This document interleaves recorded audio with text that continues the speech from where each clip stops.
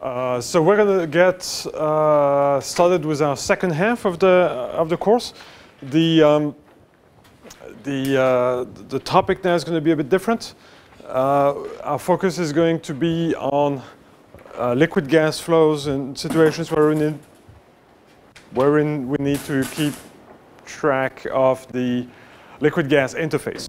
So far, I'm not saying we haven't kept track of the interfaces. We have.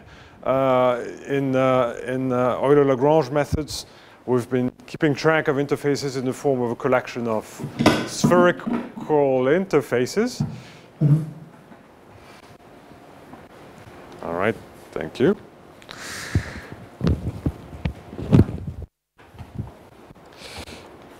Thank you. So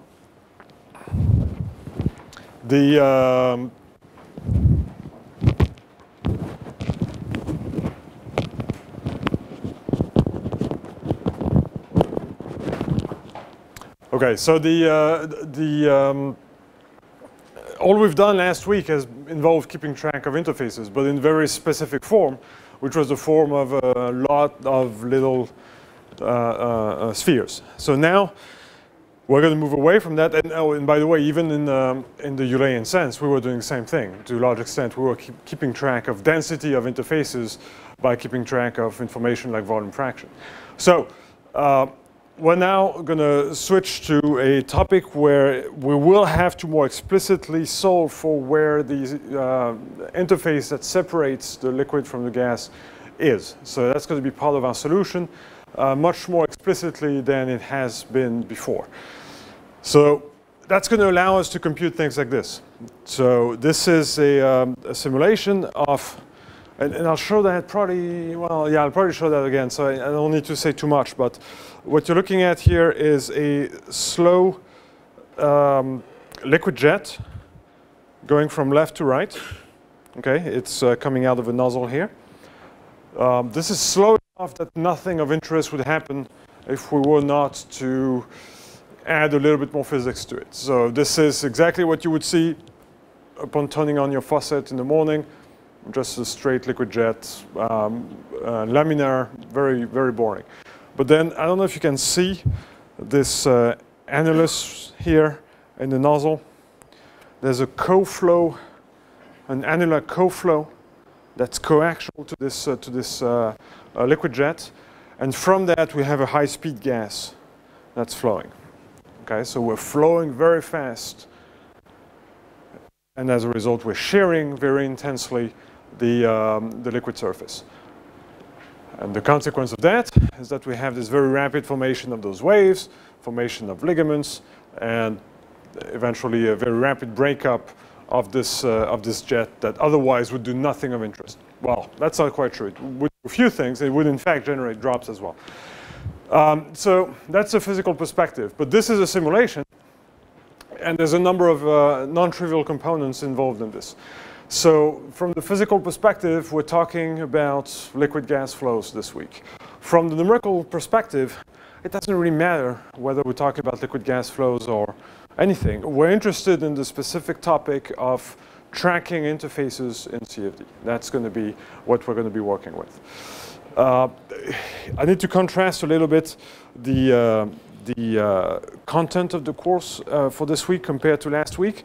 Last week, the numerical challenges were pretty light.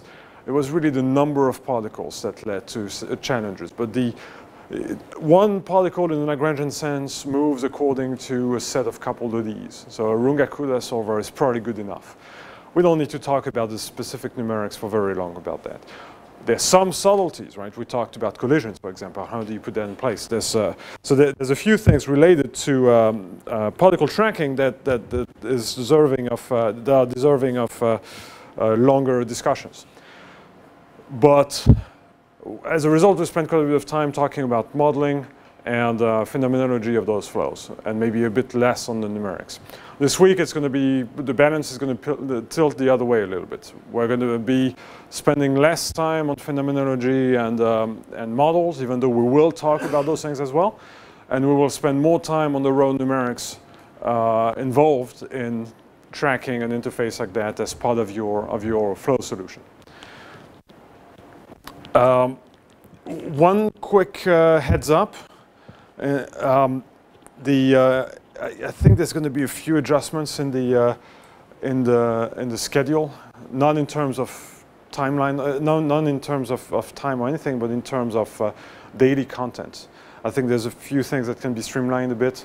Like I said, this is very much the content is not something I've taught before in this way, so I'm still trying to figure out what is the best way to flow through this to avoid repeating information or asking you to look at a code that contains information that we haven't talked about yet. So I'm still trying to figure this out a little bit. But so that's the first part of the heads up. The second part is in terms of the actual course pack content, we'll stray a little bit away from it as well. So you have most of the content that we'll talk about, but I might reorganize a few things, or we might skip a few set of slides and focus on some other material. For example, this stuff here, I have like 2 or 3 slides that are not part of your course pack. Okay, so let me give you some context. I'll give you some examples of some of the interesting, at least to me, what are some of the interesting current questions on the topic, and then we'll discuss. We'll get started with our first topic. So some high-level context. Liquid gas flows are of importance in engineering processes in general. Specifically, if you want to invent a new process, if you want to innovate, or if you want to intensify, or if you want to scale up, again, this is where CFD usually comes into play. How does a two-phase flow device work will allow you to make it work better or make it work more efficiently on a larger scale. So this is some of what's going to be of interest to us. In nature also, liquid gas flows play an important role. Any type of nutrient transport, for example, across the surface of the ocean will, if you want to model that, you need to be able to say something about wave dynamics, and in particular breaking wave dynamics. And so this is a situation where it would be of interest to be able to characterize the dynamics of interfaces. If you're an engineer, again, one of the possible application, if you're, again, a chemical engineer, might be bubble columns. Depending on the regimes, you might see bubbles breaking, you might see bubbles merging, in which case you might need to keep track of the liquid gas interface. My interest has been more in the subtopic of sprays. Sprays are everywhere in the industry, and yet they're fairly poorly understood. One place where sprays are very, very important is obviously fuel sprays for combustion systems. So that's been kind of my main motivation in the past for looking at this, but there's a lot of other reasons to look at sprays, including heat management. Cooling processes can involve spraying on surfaces, painting type of applications, any type of chemical processing, again, can involve issuing a liquid in the form of drops in a reactor. So a few examples of important sprays. I just said liquid fuel sprays. It's probably too small, I apologize, but I'll read that. So liquid fuel sprays. This process here that looks a lot like a nice looking spray. This is a liquid ferrous metal, metal oxide that is being atomized. So this is liquid metal that is being atomized. So why would you atomize a liquid metal? Well, if you want to create little pellets that you can then use in sintering applications for additive manufacturing, well, those little pellets need to come from some source, and that usually comes from forming a molten liquid phase of your material and then spraying it and letting it cool once you've obtained a liquid metal droplet size. Okay. Right. I was not done.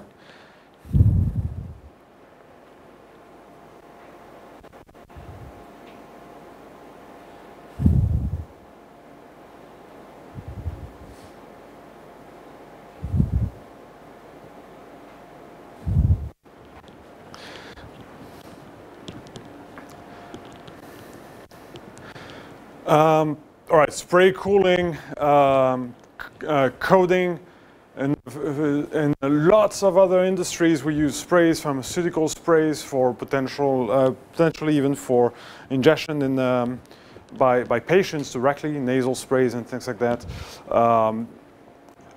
For food production, consumer products in general, you use nebulizers and little spraying devices everywhere. Fire safety, so if I look up, I would wish to see fire sprinklers. Let's say they're probably hidden somewhere. But apart from this, well, it's interesting. But yeah, those devices are everywhere as well, and their design is non-trivial either. You want to be able to cover a known surface area of the ground with a known flow rates of water droplets. There's other applications, some more esoteric. For example, if you are involved in ship design, you're working for the Navy and working with very fast ships, those generate very large wakes, and those wakes entrain a significant amount of sea spray. And that leads to a very significant radar signature. So if you're designing fast ships and you want them to be a little bit difficult to detect, you want to minimize the amount of sea spray generated in the wake of those fast-moving ships.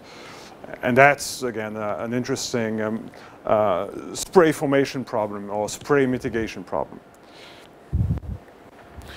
So if we stick to this atomization problem as a kind of an example, a way to go through some of the challenges that we'll have to discuss.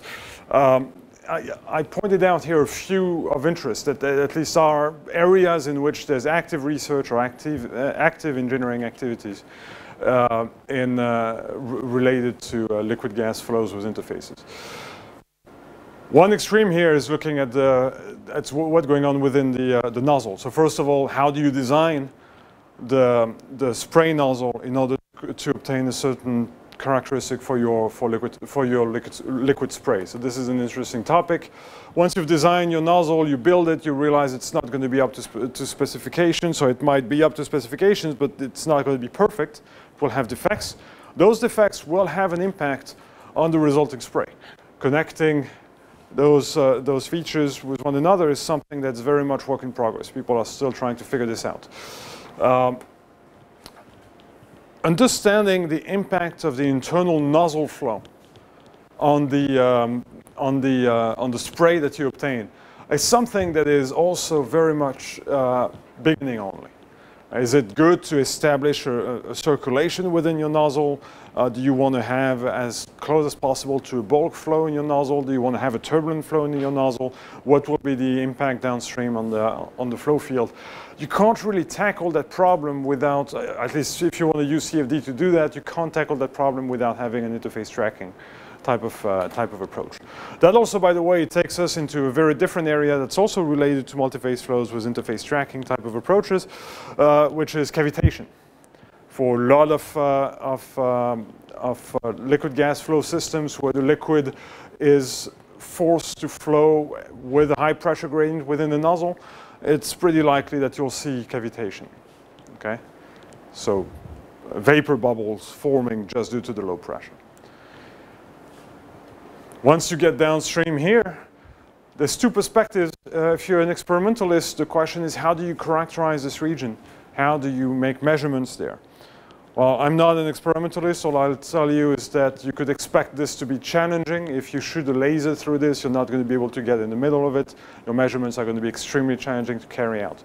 In fact, there's a number of very modern techniques that have been, or very novel techniques that have been developed over the past 10 years or so, that allow you to look inside dense regions like that and say something quantitative experimentally. But they're still also very much work in progress. So one of them, for example, is called ballistic imaging. Ballistic imaging is the idea that if you shoot light, laser light in particular, through something like this, most of your photons are going to undergo refraction and reflection and all this, so they're going to have very complicated trajectories, which is what ultimately makes it difficult to image the interior of your dense spray region. But some of these photons are just going to shoot right through. They're not going to be affected by this interface. There's going to be very few of them, but they're going to exist. Well, if you time your light emission and your light collection appropriately, basically assuming a straight travel from the emission to the reception, then you can capture specifically through essentially gating processes, you can capture exactly those photons that have not undergone this serpentine trajectory. And that allows you to see through this thing. The issue is that there's very few of those photons. So that's called ballistic imaging, and that's something that's been under development for over a decade now, but is starting to show some capability of providing quantitative imaging in very dense situations.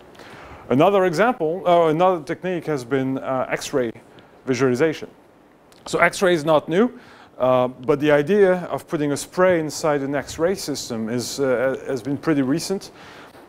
People have used medical X-rays to look at those flows, but medical X-rays tend to be very slow, and they're also broadband, so you can get only qualitative.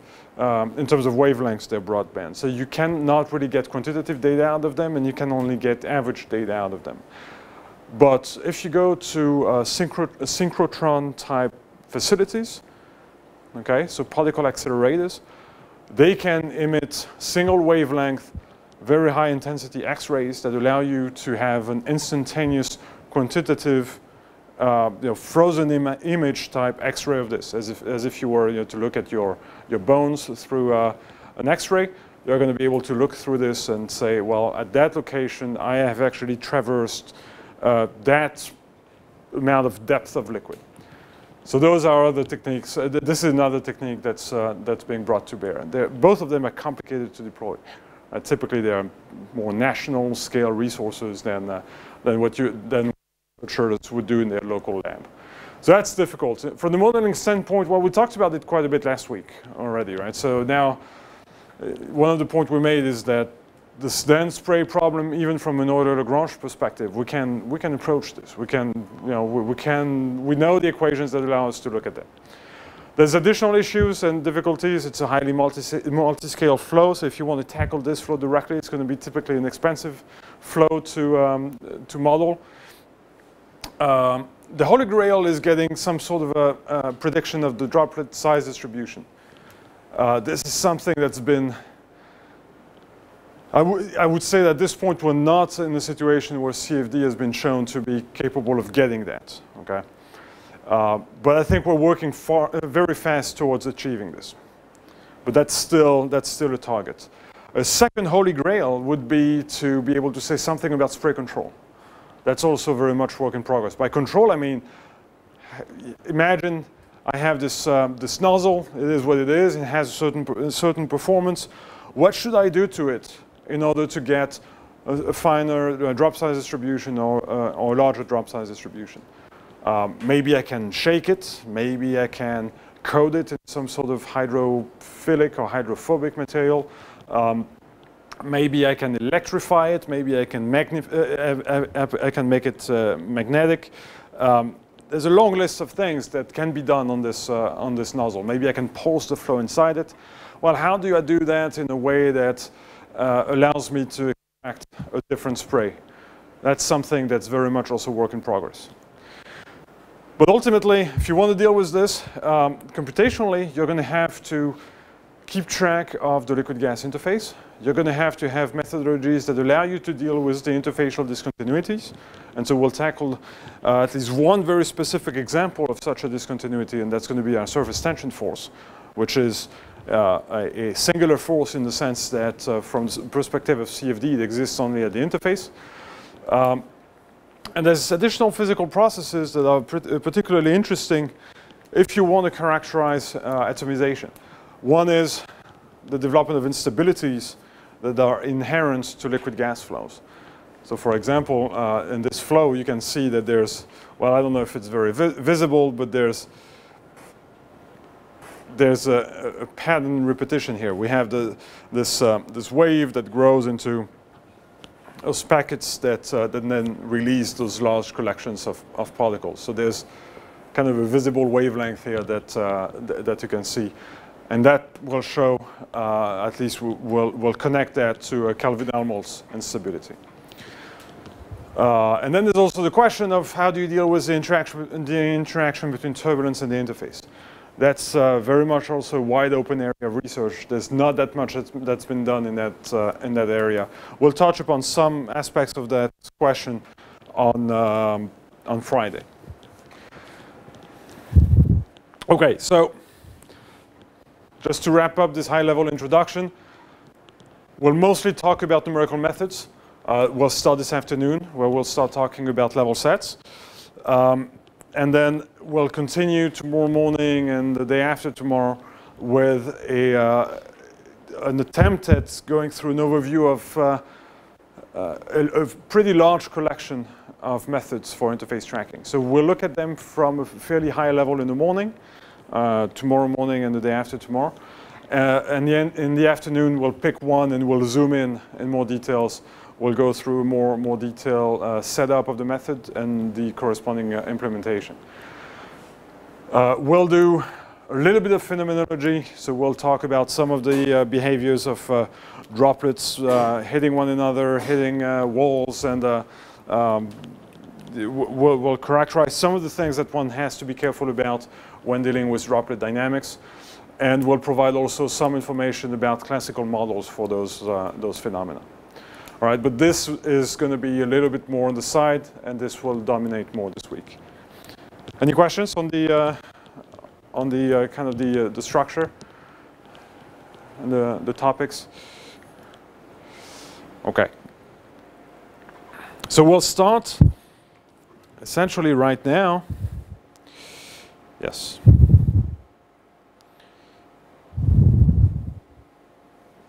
Not with this.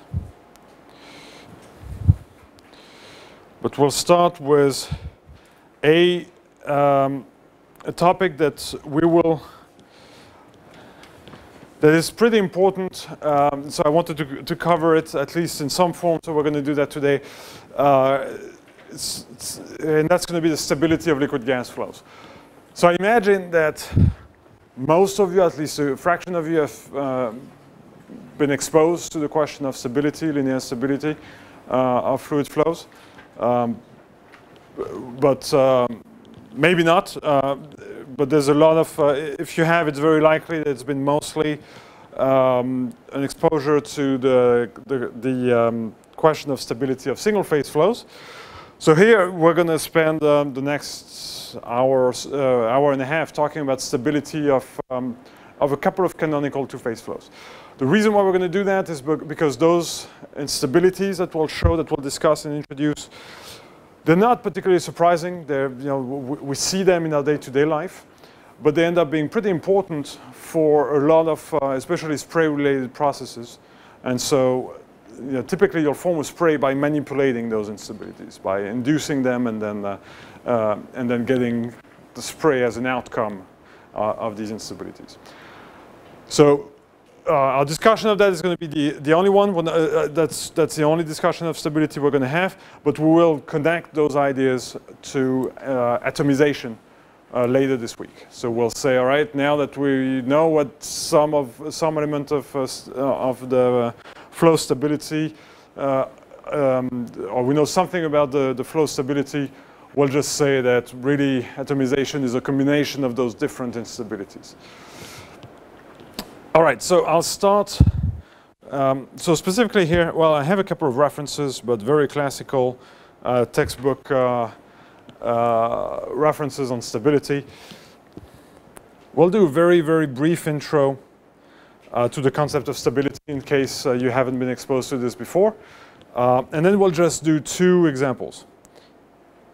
So we'll talk about the Cavanaughs instability. The Cavanaughs instability is the instability that led to the destabilization of this jet I showed in the very first slide. Okay, the fact that this thing was bulging and creating those ligaments in the first place was due to a Cavanaughs instability. And that's going to be an instability generated by the addition of shear at the interface. And then the second one is going to be the Rayleigh plateau instability, which is your dripping faucet instability. If you just have a low speed flow of water out of a faucet, at some point your jet starts creating droplets. Well, this transition is due to an instability that can be characterized mathematically pretty easily. Okay, so this first instability, the Cavanaughs instability, leads to this bulging dynamics. There's additional steps leading to ligaments being formed, but once you have a ligament that gets stretched, it looks a lot like the flow coming out of a faucet, and then it will be subject to a Rayleigh plateau instability that will then lead to the actual spray droplets. So in fact, again, forming a spray, that's essentially triggering a sequence of instabilities that can be looked at in each one independently of the other. So, to talk about stability, we first need a base flow. The concept of stability is if I give you a flow that is a solution to our Navier-Stokes equation, and if I poke it, is it going to return to its original base flow solution, or is it going to depart from it? That's the question that we mean to answer. We're typically going to answer that, or at least for the next hour and a half. We're going to answer this question from the perspective of linearized equations. So we're going to ask ourselves, if I poke in an infinitesimal sense my base flow, is the flow going to go to something else, or is the flow going to return to its original state? We're not going to ask ourselves what is the impact of a finite poke, a bigger poke, a nonlinear poke. So we'll give ourselves a base flow that we'll call big U.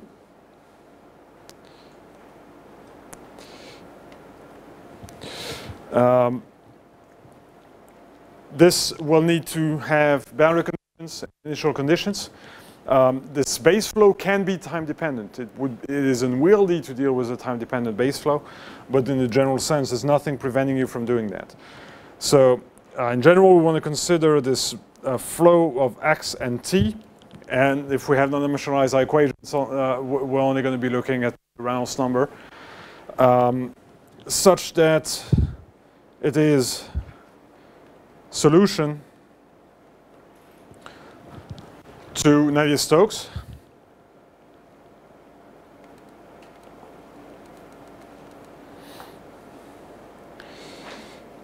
with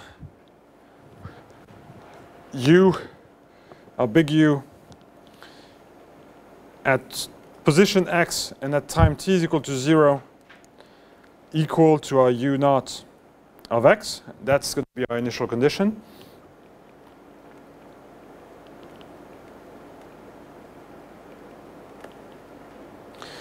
And our U of x and t will need some boundary condition at the bounding surface of our domain. So at the edge of our domain, that we'll call S, we need a boundary condition.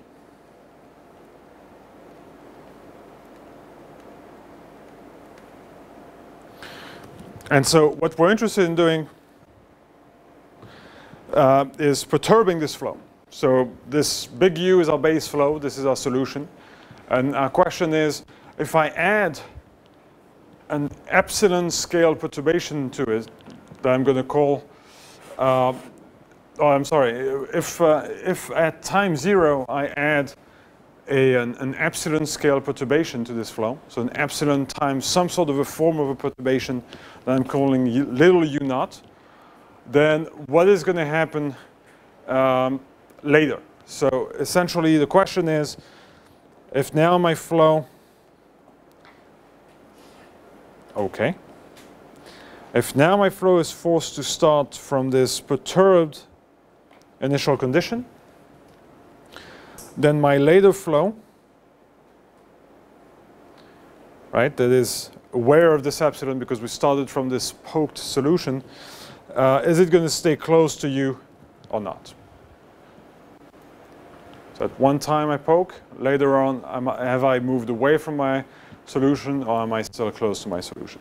So we need to define what we mean by that. There's a good number of ways one can think about this question mathematically. We'll give ourselves a very limited sense, a very limited definition of what stability is. So first of all, we'll look at stability in the long term. So we'll look at time goes to plus infinity.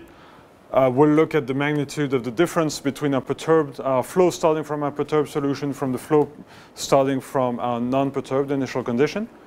Okay, so if we say that this difference goes to 0 as time goes to plus infinity, we'll say that we're asymptotically stable. Okay, and then that's a first concept. But then we'll be looking at stability from the following perspective. For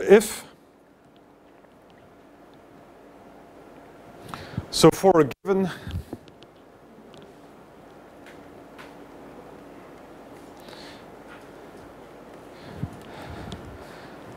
epsilon larger than 0, if I can find a certain amount, a certain value delta, if there exists a delta such that the departure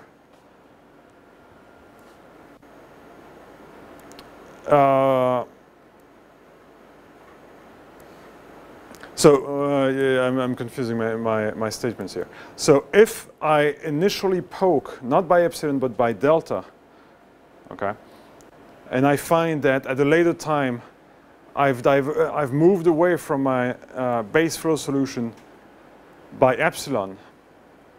Let me remove this.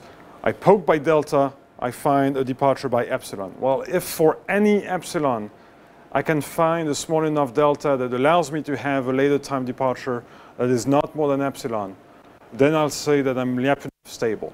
So let me write this. So the Lyapunov stability will tell me that for a given epsilon larger than 0, I can find a small enough initial amount of poking that my later time departure is less than epsilon. So that's going to be my initial difference. That's my U epsilon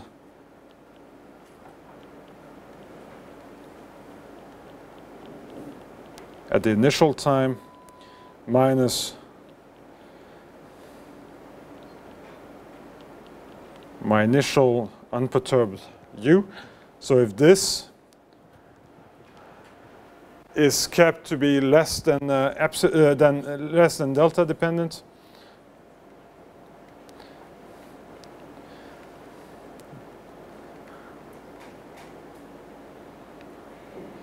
then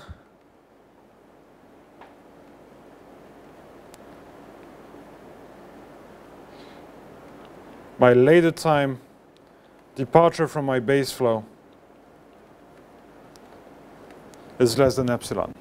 So that's telling me that I'll consider my flow to be stable such that for any small value epsilon, I'll be able to poke little enough my initial flow to guarantee that my later flow has not departed from more than epsilon from my original flow. So that's what we'll be considering as a stable flow.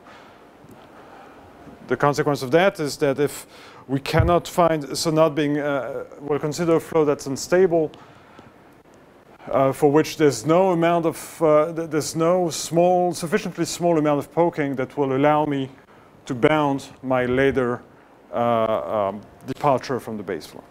Okay?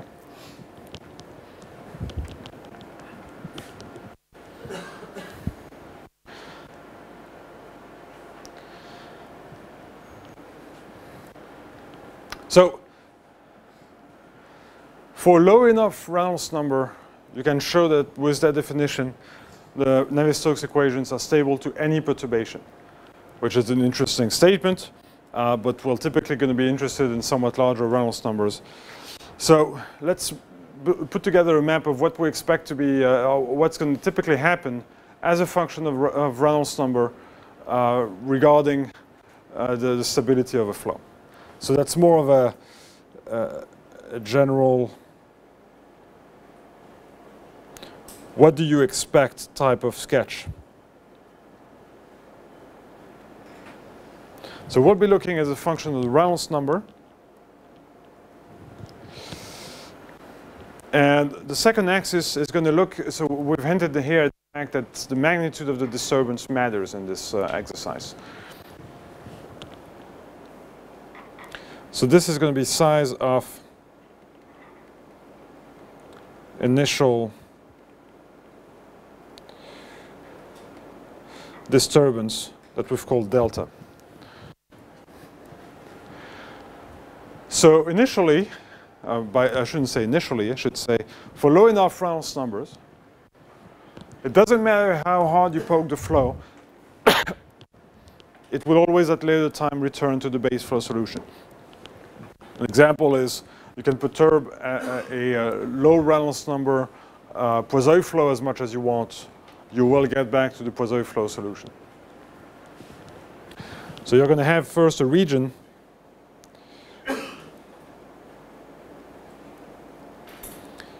that was sketched here in blue.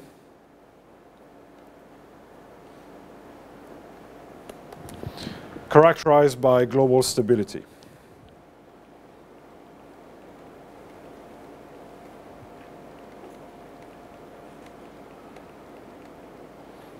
So again, that's stability in the Lyapunov sense, meaning that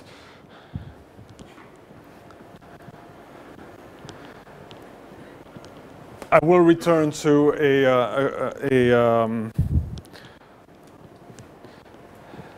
I can always return to any to my original flow within any epsilon distance. As you start increasing the Reynolds number a little bit more, you'll hit a critical Reynolds number that we'll call RE critical 1, where now the story is going to become a bit different. Whether or not you find stability depends on the initial amount of that you've applied on the system. So now we'll have a boundary in this domain that will separate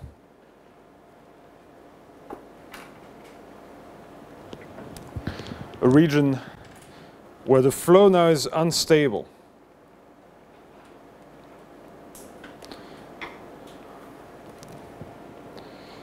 So right here above this limit, my flow is unstable, meaning that no matter how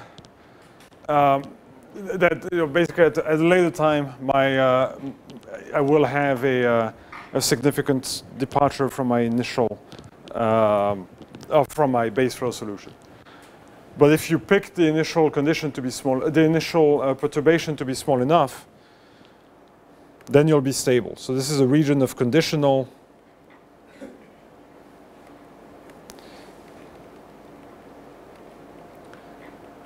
stability. So the flow is no longer globally stable, it is conditionally stable, meaning that if you've poked at your problem little enough, then at a later time you will still have your base flow solution. If you poke hard enough, you'll depart from it. Then the story can change depending on the flow conditions. There are cases for which this line here extends to infinity. So you always have a conditional stability. There are also flows for which you will terminate this this red line at another critical Reynolds number. So this is also a possibility. Reaching a second critical value, so an REC comma 2, where at this point, the flow is just always unstable, no matter how small the perturbation.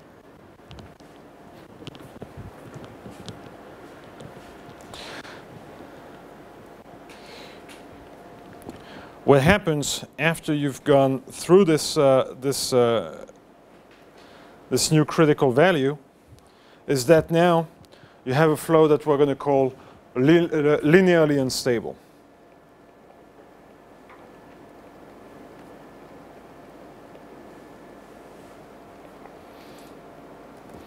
Why linearly unstable? Well, because now a perturbation will lead to a departure from our base flow, no matter how small it is, even in the limit of vanishing perturbation. That means that we can now linearize our flow equation around the base flow solution, since we're adding an infinitesimal value to it. And that allows us to have usually a fairly comprehensive analytical study of the problem. So linearly unstable, meaning as delta goes to 0. All right, so that's the context in which we're going to be interested in looking at stability. So we're going to limit ourselves to essentially that axis here in order to make the math easy. We're not going to be looking at the full nonlinear stability. Again, what happens as you look at higher initial disturbances, higher amplitude of initial disturbances is that, well, the Navier-Stokes equations are nonlinear, so the analysis here essentially is as complex as solving any type of flow. So that's a full, every point here is a full CFD problem. Down here, if you have your base flow solution, you can solve a linear set of equations to ask the question, is my problem stable or not? And so that's a significantly simpler problem to solve. So this axis is what we're going to focus on.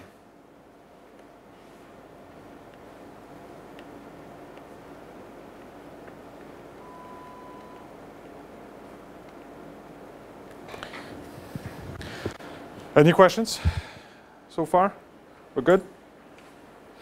Okay, so let's take a first problem. The first problem we're going to look at will be the Cavanaughs instability. And for that, we're going to give ourselves a planar interface.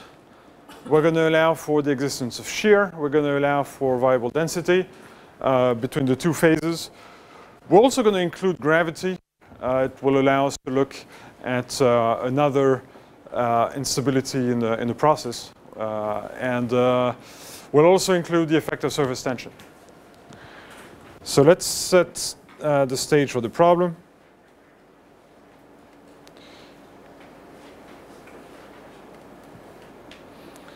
I'll give myself a coordinate system like this, x, y, z. I'll have gravity in the minus z direction.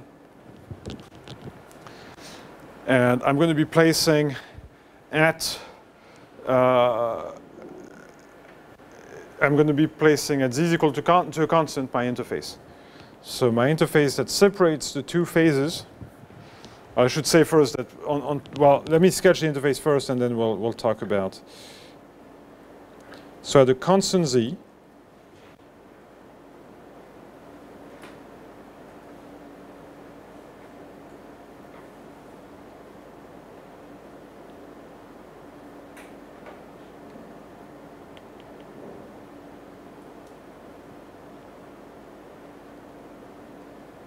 I'll place my interface.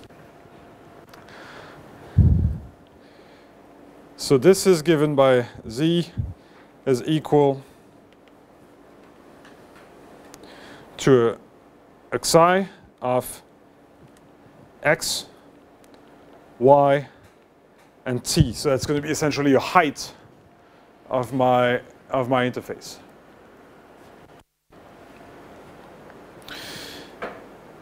Above, I'm going to give myself a fluid 1. That fluid 1 will be moving at velocity u1, and it will be characterized by density ρ1. Below, I'm going to give myself a fluid 2.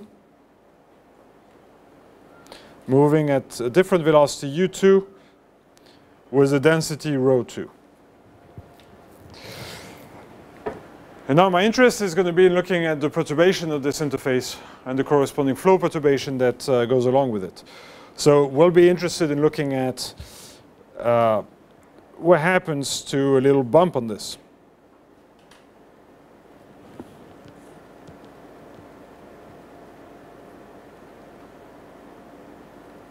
Okay, so imagine I can create a protrusion here, and I'm going to be solving for what are the characteristics of this.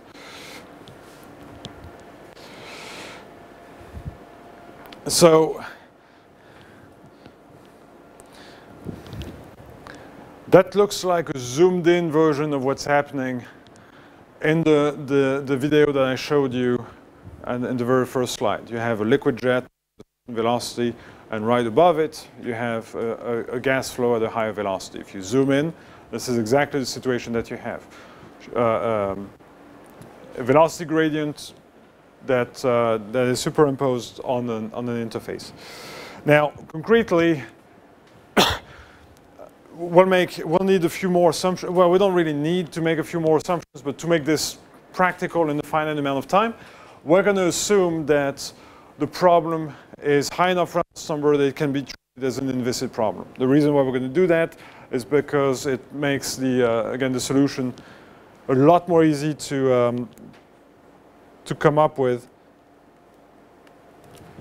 and it's going to allow to solve the problem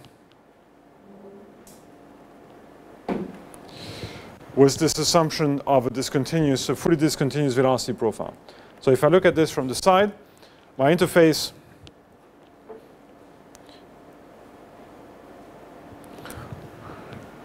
look like something like this, characterized by a position given by z is equal to my psi of x, comma y, comma t. And then my velocity on top of that will look like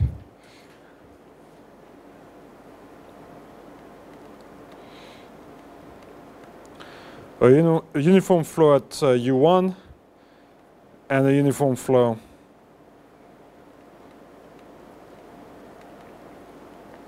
at u2.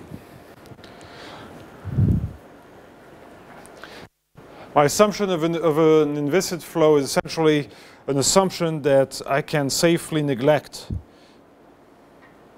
If I zoom in that region here, the fact that I must have a smooth continuous velocity profile that probably looks something like this locally.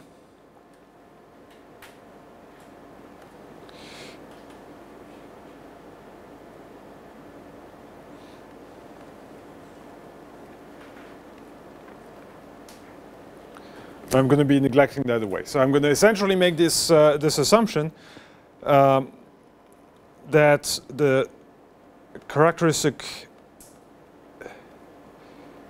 vorticity thickness here, or momentum thickness, or whatever type of thickness for this shear layer, H, we're going to say that it's very small compared to everything we're going to be going after, and therefore we can safely let it be essentially 0. Okay, so we assume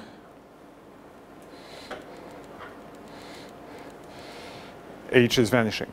Okay, so doing this, I think I have this written down here. So for large enough interfacial region compared to the shear flow thickness that we just wrote as H here, we can model the flow as a true discontinuity. If we do that, we can rely on a very nice inviscid model that we call a vortex sheet model. A vortex sheet model is a model that says that the flow is fully potential flow, that verifies our inviscid flow equations, except for points or surfaces of vorticity. Okay, so this is essentially a potential flow model that will be relying on. So we will assume the vorticity in the flow to be 0 except at the interface. We'll say that everything is contained in a very thin layer of vorticity and of shear at the interface. So my shear flow thickness here I wrote as H. And then my region of interest, my domain says of size L. And so my assumption here is an assumption that L is much larger than H.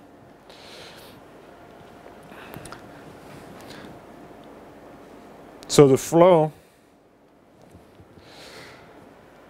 is irrotational, except at the interface. But essentially, the flow that leads to the displacement of the interface itself is irrotational.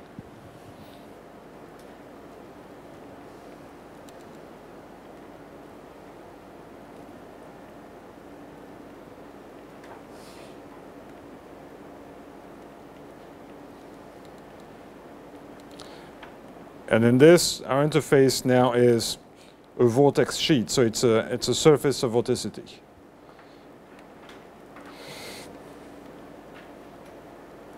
So is irrotational. Okay, so up here, omega is equal to 0. Down here, omega is equal to 0. However, at the interface, we will acknowledge that there we have vorticity.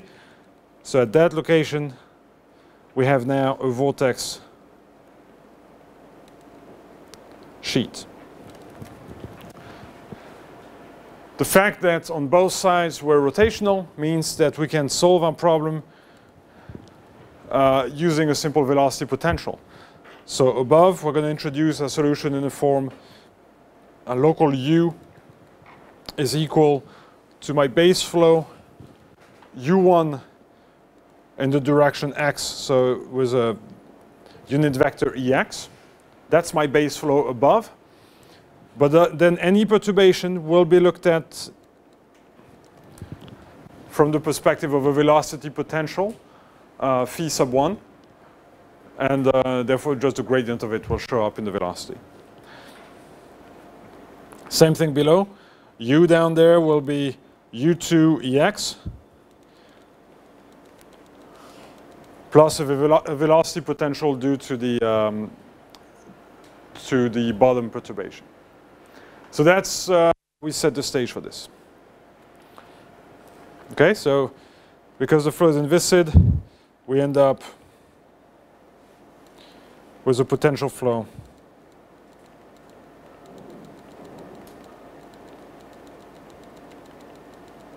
model for it. So we can derive the equations.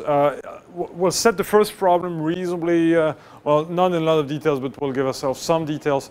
And we'll go quite a bit faster for the second problem. So for the first problem, now this is our, let me scroll up a bit.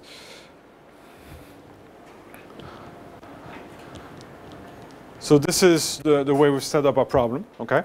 We know we've said that the flow is, well, I don't know if we've said it, but well, the flow being compressible means that we're just solving the Laplace equation for both potentials.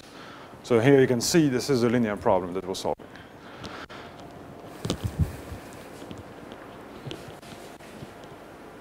We'll need boundary conditions. The far field boundary conditions are very easy. If we're far enough from this problem, either above or below, nothing's happening. In particular, we shouldn't have any perturbation. So we should recover our base flow, meaning that we need to go to gradient of phi1 going to 0 as we move high above. So that's as z goes to plus infinity.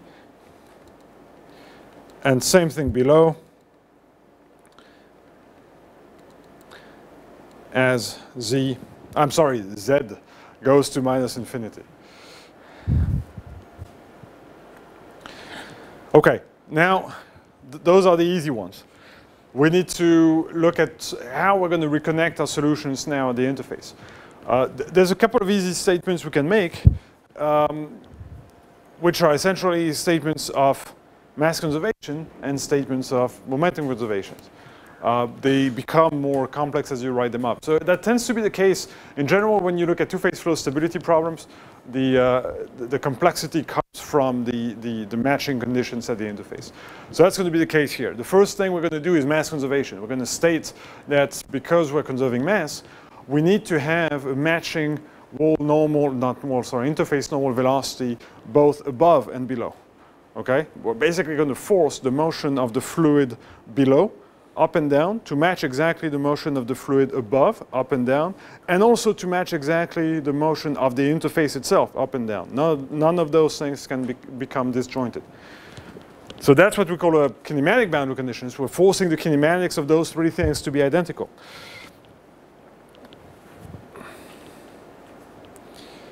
At kinematic condition, again, let me just say this is mass conservation.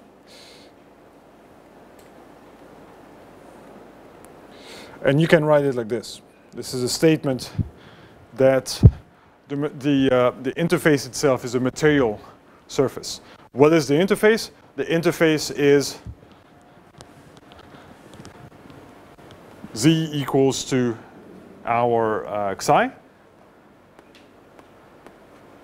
The material derivative of that should be equal to 0. That's a statement that this is a material surface, that it obeys that its evolution in time is only due to its displacement at the fluid velocity.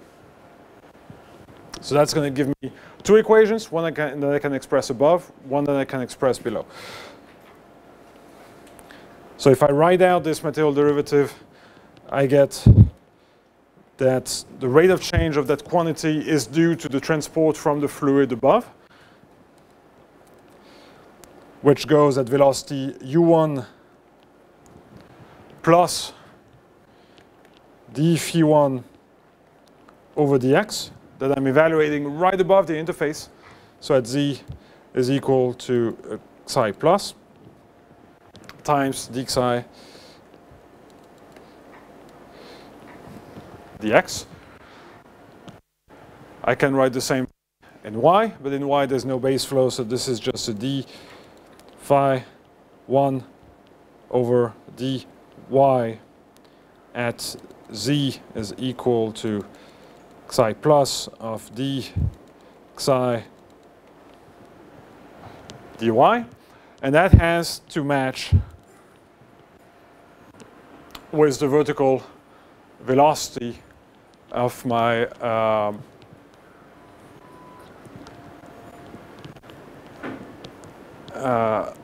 fluid. So really what I'm saying here is that the material derivative of that has to match with the material derivative of z, which is just the rate at which the fluid moves up or down, which is, again, something I can obtain from the potential. This is d phi1 dz directly. That I evaluate again right above the interface. Okay, so this is my condition. This is forcing the fluid above to move along with the interface. Or the other way to think about it, this is predicting how the interface moves, assuming that it moves only according to the fluid above. And we can do the same thing with the fluid below. We can say that the interface also has to move according to the dynamics of the fluid below. It's going to give me exactly the same thing. So I can say and I'm going to write a similar evolution equation, but this time with u2 and phi2. So I'll fly through it, except now we're going to be evaluating all those things right below the interface.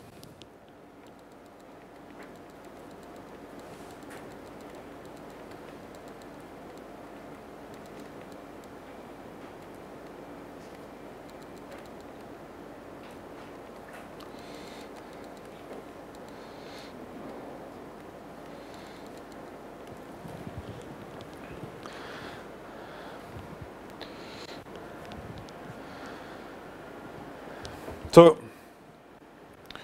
we're going to make use of that. In particular, we're going to linearize those equations. Keep in mind we have not yet done that. So we'll linearize all this, and that will help us get a first matching condition. Second thing we're going to do is going to be write a momentum conservation statement at the interface.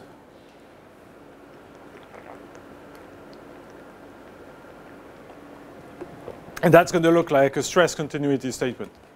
We're going to have to match the stresses from both fluids. The reason for that is because the interface itself is incapable of withstanding stress because it's a massless concept. It doesn't contain any. It's a notional idea of where each phase ends. It doesn't contain mass. It's not a membrane. Okay. Any questions? We can. Ready to move? Okay. So, whoops. So we're going to work through the pressure.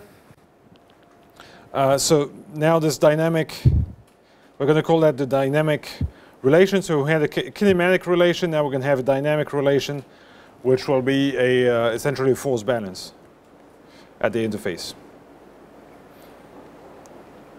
Or if you prefer to think of it this way, a momentum conservation statement.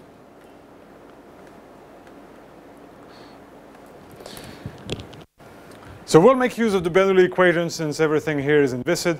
We're going to use that above and below the interface in order to relate, to say something about the pressure, and then we're gonna match those stresses. So again, we're going to work above phase 1 first, and we're going to relate the conditions right above the interface to the far field conditions, and we're going to use simply Bernoulli. So it's going to be essentially a P times 1/2 rho u squared that will have to be constant along this, from one point to another. So we'll introduce the pressure in the phase above. We'll say that we evaluate this right above our interface, so that's going to be at location xi plus. Then we need the velocity. The velocity. Oh, well, we also have to be careful. This is unsteady. We've allowed for this thing to be dynamic. Therefore, we're going to have also, we have a velocity potential that's changing in time. So we need the unsteady Bernoulli equation. So we need to include here the rate of change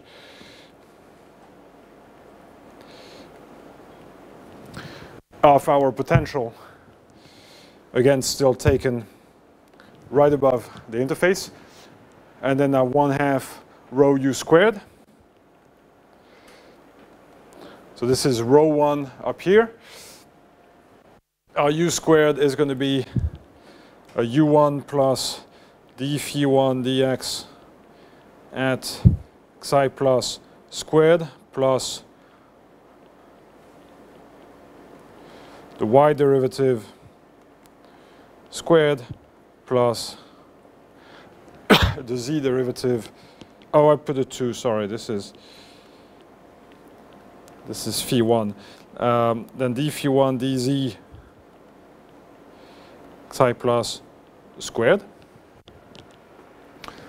We can include the effect of gravity since we said that we wanted to, since we introduced it, so it's going to be a rho g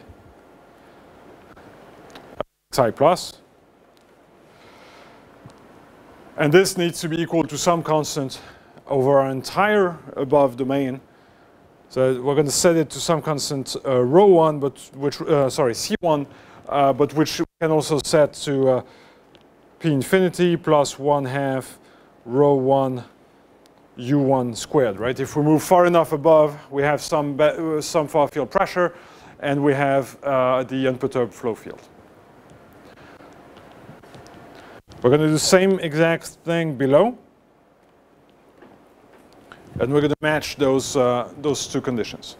So below, the story is exactly the same. There's no difference. We're going to replace all the 1s by 2s, all the plus by minuses. Or I should say all the xi plus by xi minuses.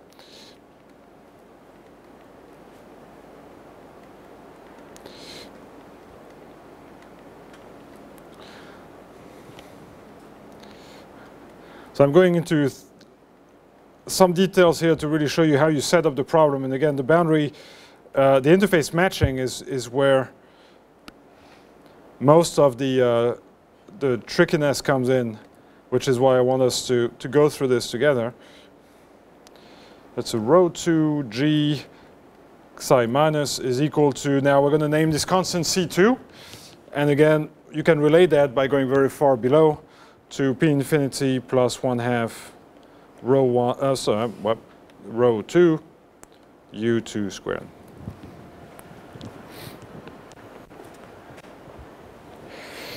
And now we don't have, we've neglected the way the role of viscosity here.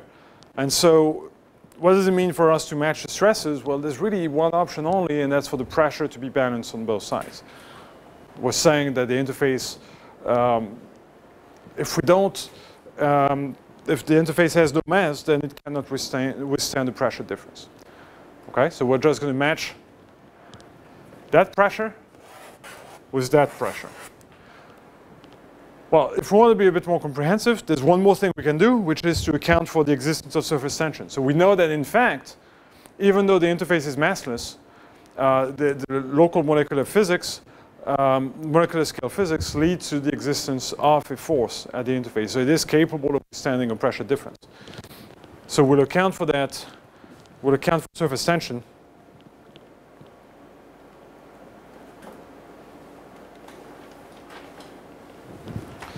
By writing that our jump in pressure, I think we introduced that concept already earlier. So our pressure jump, meaning the difference between the pressure on one side to the pressure on the other side. Let's write this as P minus, and I'm going to, sorry, we didn't say anything about P minus. This is going to be P of psi minus P of psi plus.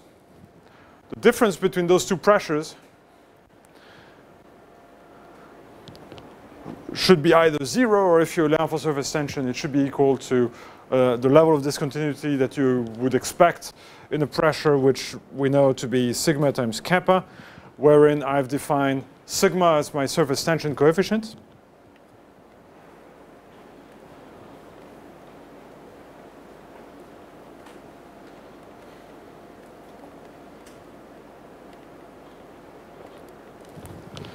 And wherein kappa is my curvature. We'll talk more about the concept of curvature and how to compute it. For now, I'm just going to write it out directly. The curvature in this situation would look like the Laplacian of psi over 1 plus the magnitude of the gradient of psi squared. All this to the power 3/2. We'll go back to this this, I think, on well, whenever we implement curvature. But anyway, if you compute the local curvature of the profile, that's what you find. We're not going to make use of this. We'll jump to the linearization right away. So I'll right away linearize this by assuming that the psi is small, and similarly, if the gradient of psi itself is small, we can obtain a linearized curvature that will look essentially like minus the Laplacian of psi, which will then be minus d2 psi over dx squared minus d2 psi over dy squared. And that's what we're going to use. All right, so one coefficient, sigma. This will compute directly from the knowledge of what psi looks like.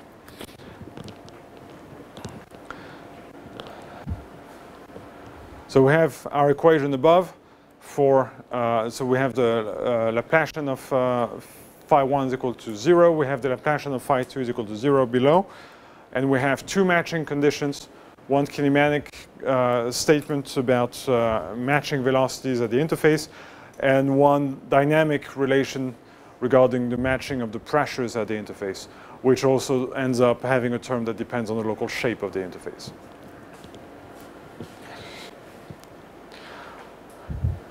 Any questions on that? The setup of the problem makes sense to everyone? Okay, so now we're just going to go through the solution process. We're not going to write much. Everything is essentially already typed up. So I'll just walk you through the process. We will linearize everything. We've started already for the calculation of the curvature. So this linearization process in particular, we'll have to focus on linearizing the two sets of equations we've just derived. So we'll want to linearize our kinematic matching condition and our pressure matching condition. This is what we're going to get for the continuity of stress. Okay, so once it's reorganized, it looks reasonably simple. Everything that was that involved the squared potentials ends up being dropped out, so we end up with something pretty clean.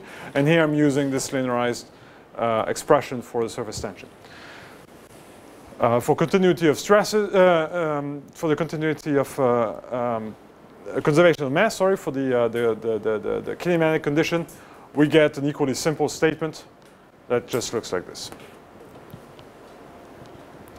So we're not going to solve for that in general sense. We're going to assume an ansatz of a certain form. We'll take, in this specific situation here, we'll assume a form essentially as a pair of Fourier modes in X and Y. The reason why we're doing that is because if we had a periodic or infinite domain, this would not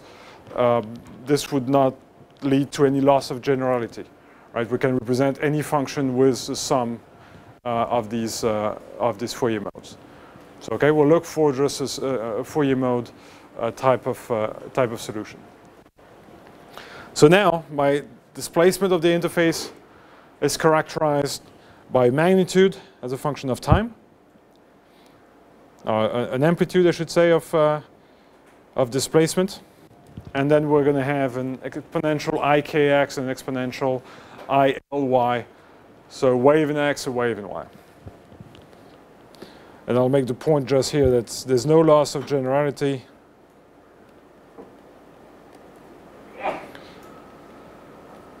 for an infinite problem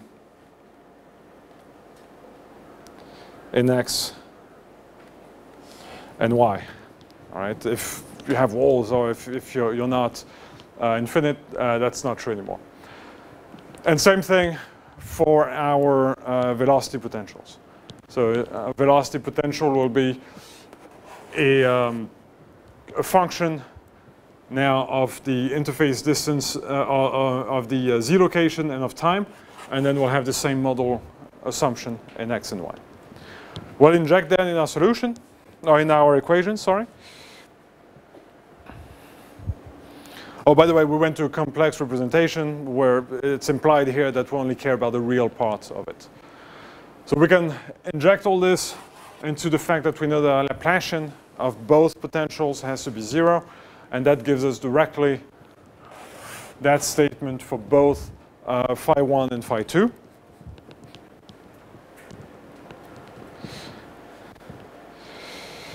Which we can integrate in order to obtain the solution, to obtain the Z dependence of the potential. Okay, so we find that we necessarily have an exponential dependence of the potential either above or below. So we have an exponentially decaying potential above, an exponentially decaying potential below. So that's those two expressions here. Okay, so that's one additional piece of information. So now I have an amplitude of my potential as a function of time. I have an exponential decay as I depart from the mean location of the interface, and then I multiply that by just a wave in X, a wave in Y. So that's getting to be simpler and simpler. By the way, this directly verifies our boundary condition for the far field above and below. We put that into our linearized kinematic boundary condition. That gives us, yes, go ahead. What exactly is a wave number in this equation? Oh, yeah, I'm sorry. I did not tell you that. Where did I write? I did not write it? I guess I did not write it. So where, oh, no, here it is. Sorry. Yeah, yeah. So yeah, sorry, I should have mentioned that. When you solve this, it's only k squared plus l squared, where k is the x wave number and l is the y wave number. It's only that shows up in this. Okay, so I'm just giving it a name.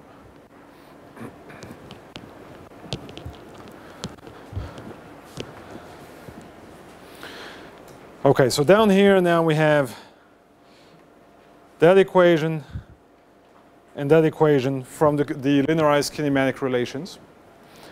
We can inject those, we will inject those in the, into our stretch matching condition. That stretch matching condition looks like this. So we'll be injecting that in here and that in here in order to obtain a single equation that will allow us to solve for the full problem. So far we've just injected we've just run through the simplifications from our ansatz assumption, and we're just unrolling all this. So we get this fairly lengthy second order ODE with time independent coefficients.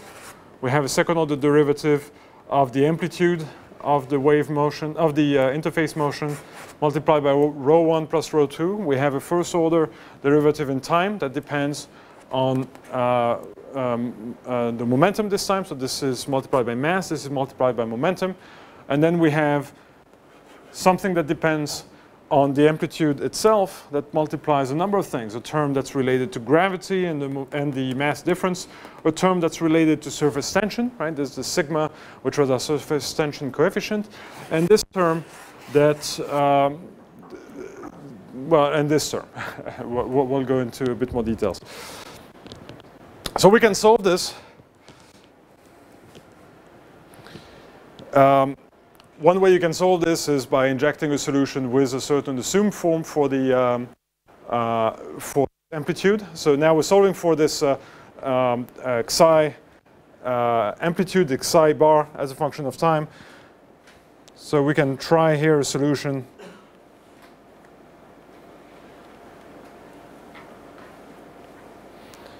of the form xi bar of t is equal to yet another xi that's, I'll give it a little hat time, times an exponential gamma t. So I'll take an exponentially depending function and I'll inject that in my second order ODE.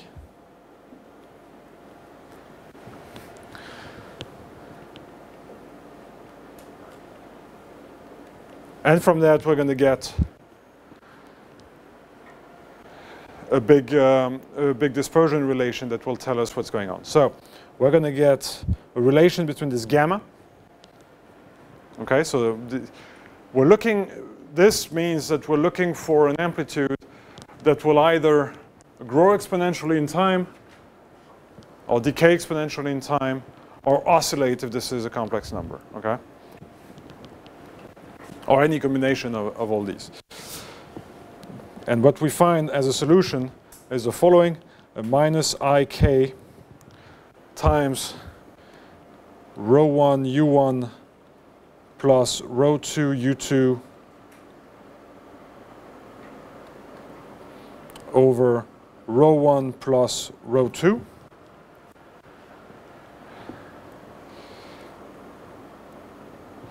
And then we're going to have a big term here, a k squared ρ1 ρ2 u2 minus u1 squared divided by ρ1 plus ρ2, the entire thing squared.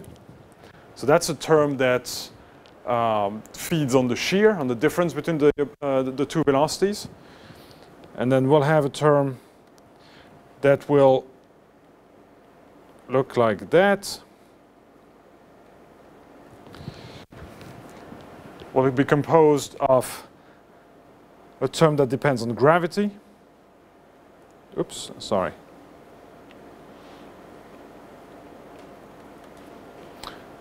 Over m. So we'll have one specific term that relates to gravity, and then one term that specifically relates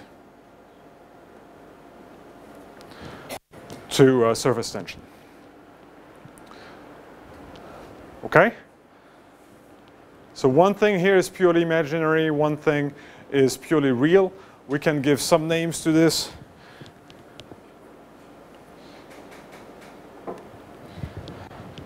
This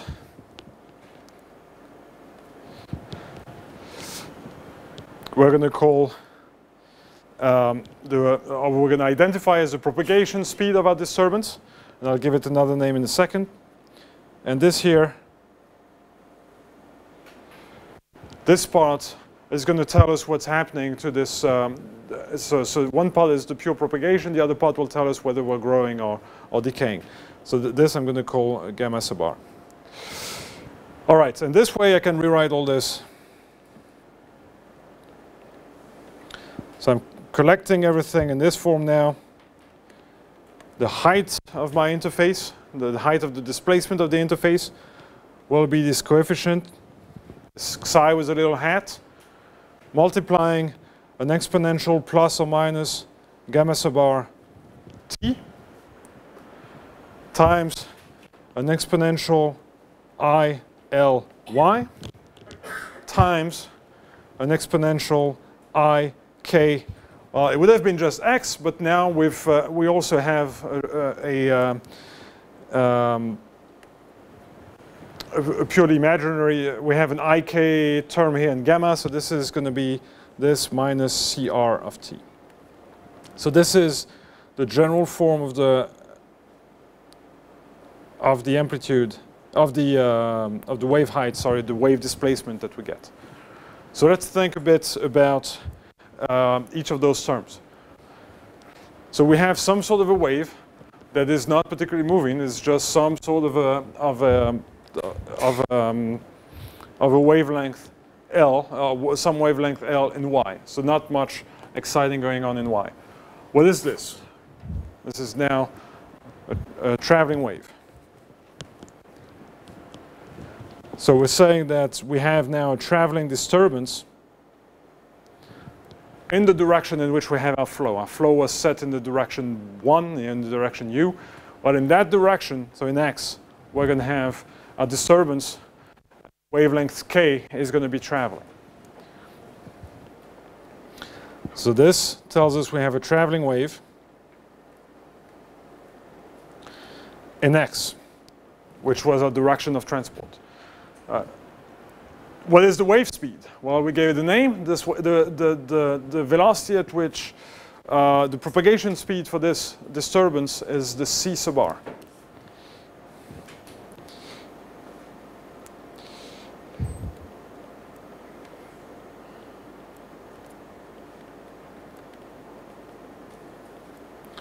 Propagation speed is c sub r.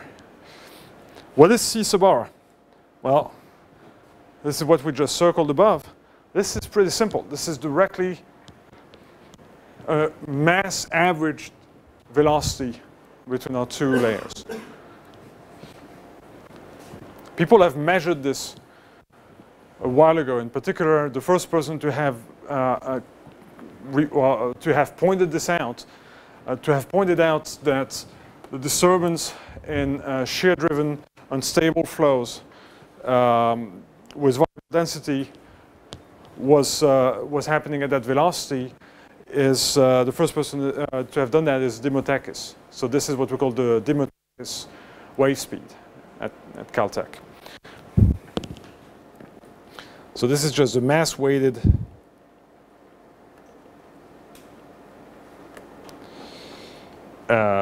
velocity, aka the Dimotakis wave speed. Okay, so we're already saying that you'll have a disturbance. That disturbance where we're not saying much about whether it's going to grow or decay yet, but whatever happens to it, it's going to be traveling downstream at a mass-weighted average between the two, at the mass-weighted velocity average, mass-weighted average of the velocity, sorry, of the two streams. This is going to be the interesting part right here. This will tell us what is happening to this wave, whether it grows or oscillates, or this is where we're going to be interested in understanding the details. So this gamma sub r will show us exponential decay or growth in time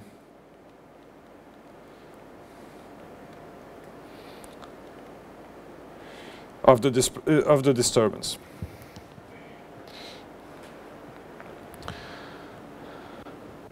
If we see a decay, the flow is going to be stable to perturbation. We can poke it, the disturbance will re-stabilize. If we see a growth, that means the flow is unstable. Okay, so we have now a full expression of this. So this is now our main focus, okay? We understand how the disturbance moves. Let's look at what makes this flow stable or unstable.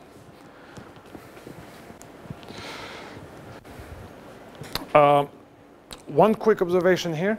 From the relation up here, we can think a bit about the role of M and the relative role between L and K. Well, really, there's no transport happening in L. This is a pretty boring direction. No transport of the disturbance happening in L. And you can see, but L does show up everywhere M shows up. Okay? So this is so far still a fully three-dimensional problem. However, you can look at what is the impact of changing L in those relations. And in fact, what we're going to be most interested in here is what is the maximum gamma sub r. We're going to want what is the main question we're going to ask when we're going to ask about stability is, if I take the most unstable gamma sub r, is it going to predict, I'm sorry, if I take the largest gamma sub r, is it going to be less or larger than 0? Okay? It doesn't really matter if I look, if I say that that there exist disturbances that have a lower amplification, if all my disturbances are stable. So I want to look at the most unstable disturbance. And the question is that most unstable disturbance, well, is it stable or not? Okay? The point I'm trying to make here is that this will be useful to tell us whether the flow is stable or not. And in that regard, it is the one wave that is the most likely to be unstable that is sufficient for us to study. If that most unstable wave is stable, then everything else is stable anyway. Well, the most likely to be unstable wave will be the one that in the end has the smallest L value. Simply by looking at the action of L on M and on gamma as a result. So, yes, sorry. The dispersion relation. So if you are drawing a graph like wavelength versus the growth coefficient, and if there is no traveling wave involved, we can like look at the graph and tell where the maximum unstable wavelength would be. Yes. In place of a traveling wave, like it depends. Like as we are dependent on time itself. Yeah, so I agree with this. Sure, yeah. So, like, how can you say that this particular wavelength would have the maximum distance? Like you said just now, like L. Yeah, okay. So in general sense, I agree with you. It is true. There's multiple ways one can look at this problem. You can look at the full stability, or you can look at what stability. So you can look at whether a certain disturbance is going to grow over time or not. You can alternatively look at whether a disturbance is going to grow over time as it gets transported. So you can look at the perspective of spatial stability and the perspective of temporal stability. What I said is appropriate in the perspective of temporal stability. So you're basically looking at one wave and looking at what happens to it in time. If you look at the full spatial temporal problem, I agree with you that you would need the solution process, or at least figuring out whether something might or might not become unstable later is more involved. Yeah, so that's we're essentially looking just at whether, if we poke at the problem, whether the responding wave is going to grow in stable place, not looking at whether the transported wave will ultimately become unstable further downstream.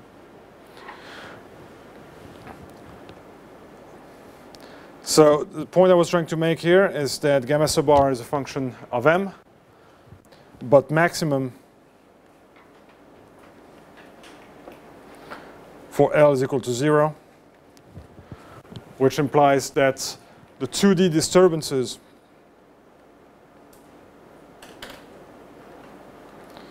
will grow the fastest. And as such, it is not necessary for us to worry too much about the three-dimensional, the full characterization as a function of K and L. We'll simply think about the behavior of those disturbances as a function of K to simplify the problem for ourselves. This is not really a surprise when you look at temporal stability. We have, in the inviscid setting, we have a theorem that would have told us that from the very beginning, and that's the so-called Squires theorem.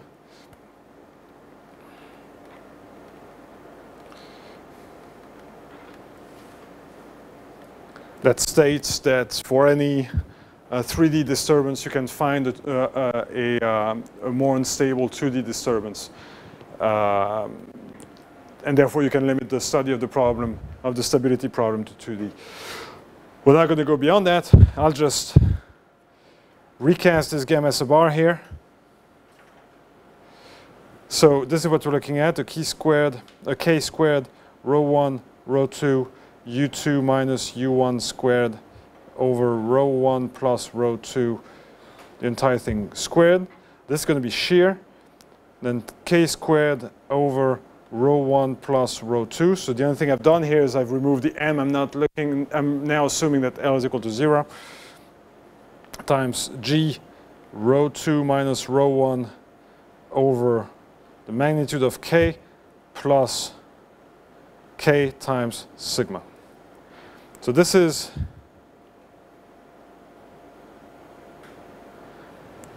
a new relation here for L is equal to 0. And now we have shear, gravity, and surface tension. Those three physical processes all have a direct contribution in this dispersion relation. So from this, we can make a few observations.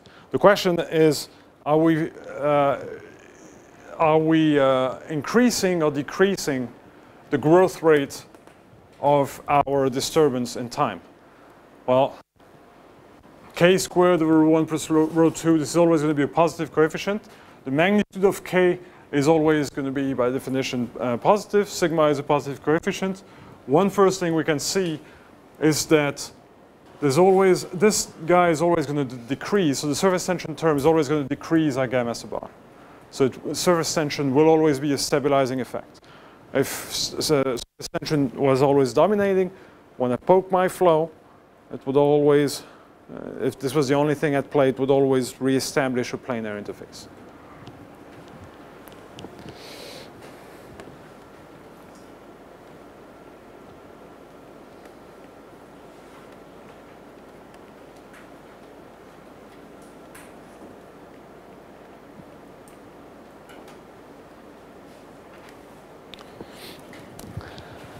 The very same way, well, I should say the very opposite way, really. Shear, any difference between U1 and U2 will always contribute to increase my, my gamma sub r, so it will always be destabilizing.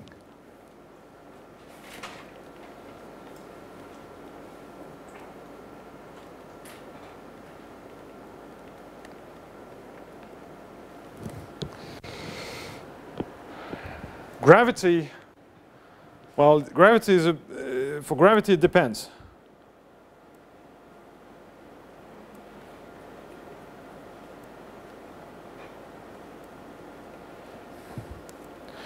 It depends, in fact, on the sign of the velocity difference. So if the density of our phase,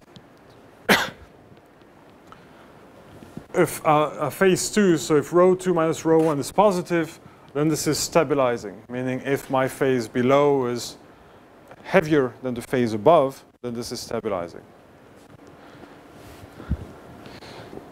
So rho 2 larger than rho 1, stabilizing. However, if the heavy phase is above, it is destabilizing.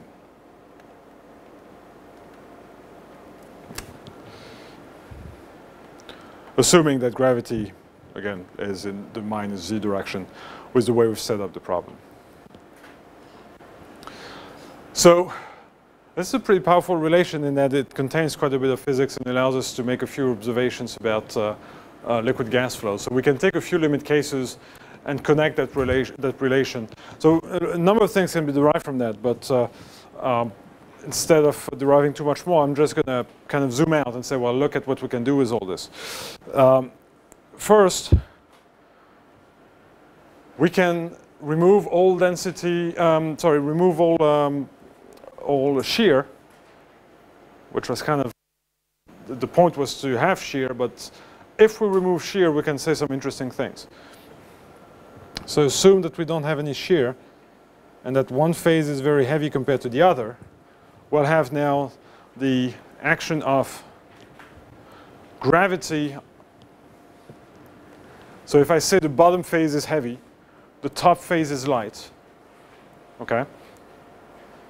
So I have heavy stuff at the bottom, light stuff above, no mean velocity. I have the action of gravity, and I have the action of surface tension.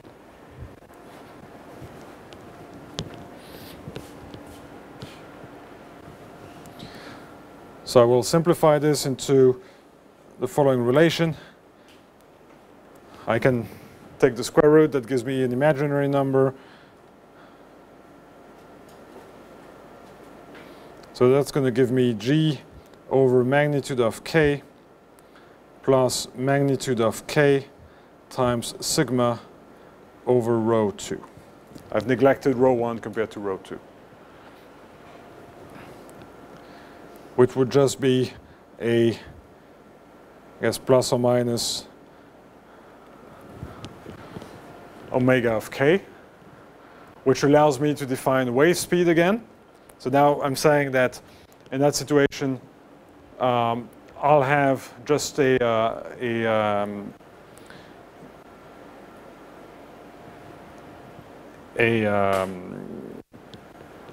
wave speed that I can write as c sub r, I'm sorry, not sub r, sub k, c of k, sorry. So we'll define this as being just the ratio of this omega I've just defined over k, which then becomes the square root of g over magnitude of k plus magnitude of k sigma over rho 2. What are we looking at here? We're looking at the phase speed of water waves under just the combined action of surface tension and gravity. Okay? Gravity, surface tension. We're now getting into ocean engineering or civil engineering type of areas. This is the natural dynamics of water waves in a body of water, assuming here a deep body of water.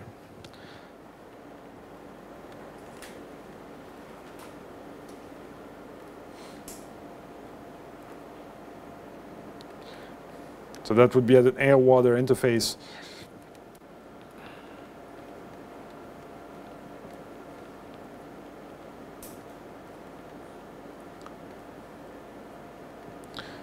For deep body of water, because we don't have any action from the ground. So you can plot this.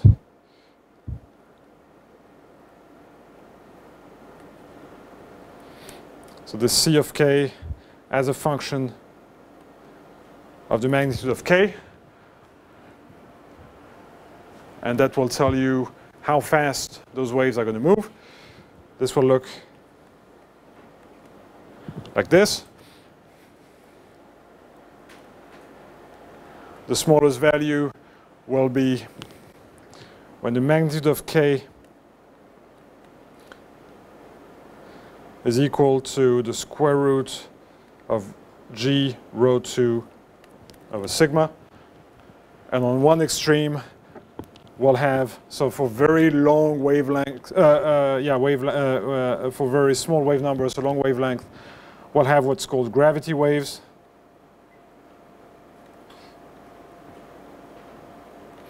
And on the other end, if the surface tension is what dominates, we're looking at capillary waves. You throw a rock in the water and you look at the disturbance travel.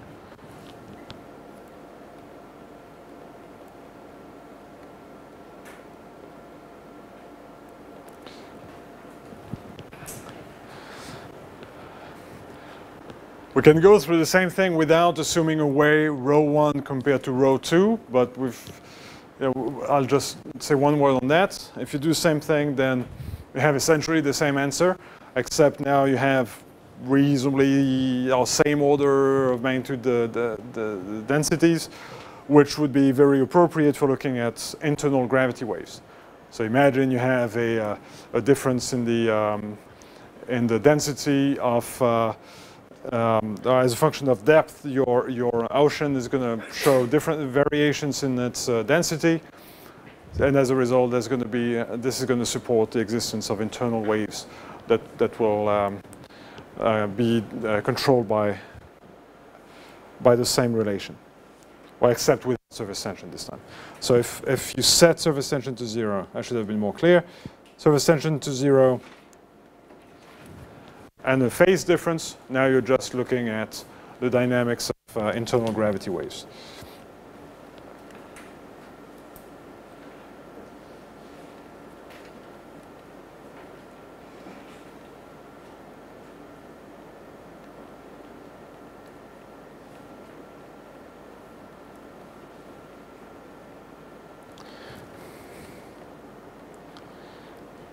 Between two fluids. So in civil engineering, the example would be what's called thermoclines or haloclines. Leading to sharp density differences between the water at two different depths.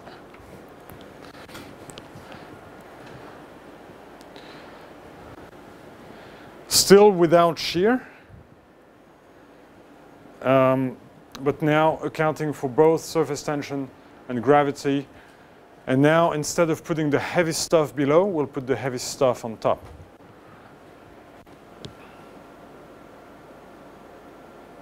Okay, so now we're saying that the mechanism for instability, this is this density difference, that the fact that the heavy stuff is on top is what causes this to be unstable. This is what's known as the Rayleigh-Taylor instability.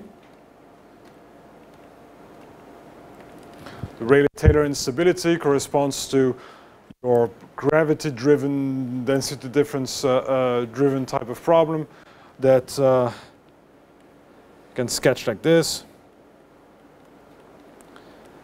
Heavy stuff. So that's your rho 1 and that's your rho 2. Gravity, and as time goes by, so as time increases,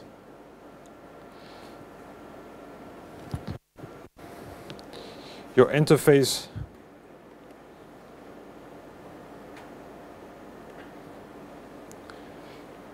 will become perturbed.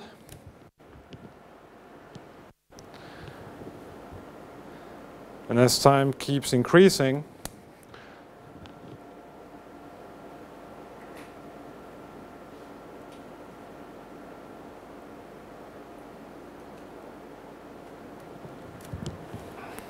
you'll keep accelerating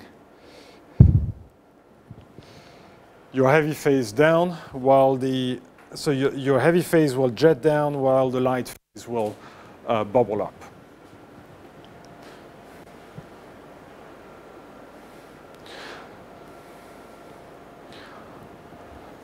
So this is, imagine a leak at whatever classroom or room above had a leak.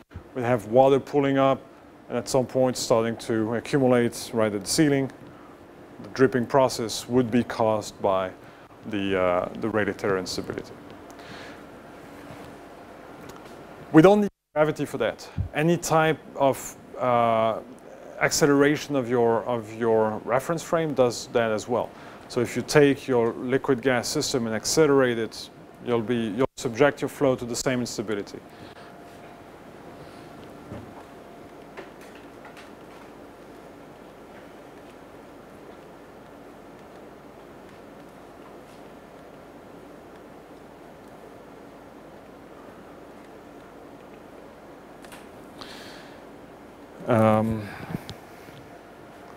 Yeah, let me stop here. Then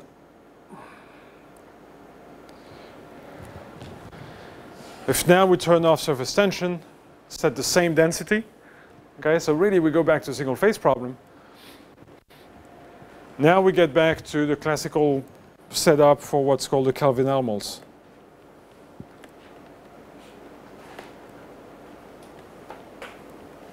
Instability.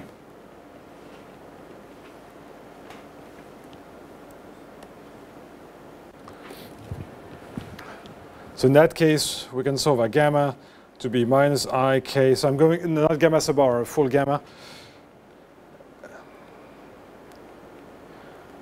The wave will be moving at the half velocity between the two streams. And then I'll have my u1 minus u2 over 2. So the velocity difference will directly feed into the growth.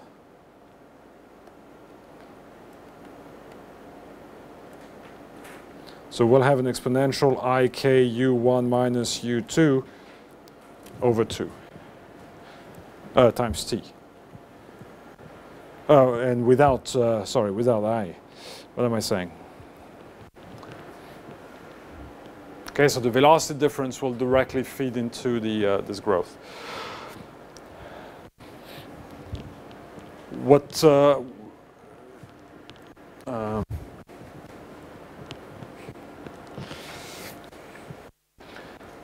one observation you can make is from what we've derived here, it looks like any disturbance, as long as you have a velocity difference, is going to be unstable. Okay? And that doesn't matter wavelengths, everything is going to be unstable. And that seems surprising. You would think that for small enough wavelength for your disturbance, well, certainly viscosity should play a role and help you get rid of that disturbance. But of course, we neglected to weigh the action of viscosity, and therefore we end up with this situation that no matter what the value of k is, will be unstable. In particular, for the higher k's, will be the most unstable. So we'll have to, if you wanted to look at that in details, we would have to revisit all this, the viscous theory, which would be significantly more involved. So this predicts all k are unstable. So we need a viscous theory to fix that. The fixed theory basically tells us that if you keep assuming that all the vorticity is contained in this sheet, then obviously you can keep perturbing this sheet on any scale, since we assume that the vorticity takes place on a smaller scale anyway. You'll always be unstable. You have to move away basically from this full vortex sheet model. We have to solve the full viscous equations, and you have to have a smooth profile. So you cannot solve this with a simple potential flow. You have to perturb the full Navier-Stokes. So it's a lot more challenging, and involves the solution of the so-called Orr-Sommerfeld equation and the resulting boundary condition that connect the phases are pretty tricky to derive. And there's a number of groups that are actively working on building those type of viscous stability models for two-phase shear flows. But it's not something for which there's a textbook solution as of yet, I would say. But ultimately, the gamma sub r as a function of k really looks like this. So this goes back down.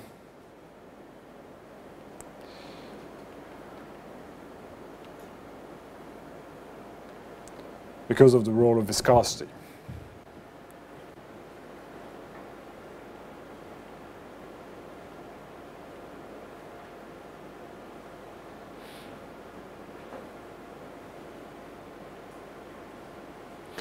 All right.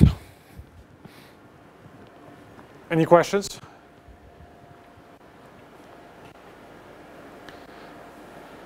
So a single relation tells us about water dripping from an initially flat surface. It tells us